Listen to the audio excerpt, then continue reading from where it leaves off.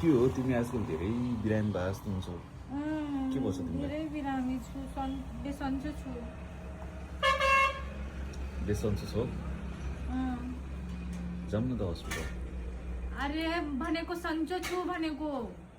बेसन्चो भनेको कहाँ सन्चो हो कस्तो कुरा गरेर अरे आधा छु आधा छैन आधा छु आधा बरु यस्तो भन न आधा पागल छु आधा छैन भन न त्यही त हो बिसन्चो भनेको नाइ ए मतलब आधा ठिक आधा बेठिक बेसन्चो भनेको त्यो अँ। अहिलेसम्म तिमीलाई पहाडी बोल्न आउँदैन है नाइ त भनेको त बे भनेको नाइ लेखो ओ सन्चो भनेको सन्चो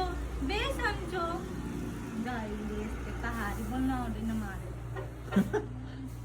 कहाँबाट ल्याउँछु हो महारानी यस्तो यस्तो शब्द? जिब्रोबाट आउँछ मेरो सवालै त्यस्तै गर्नुहुन्छ र ए रे यार फर्स्ट टाइम यस्तो यस्तो तिम्रै मुखबाट म अजिब अजिब तालको म त्यो सुन्छु क्या वर्डहरू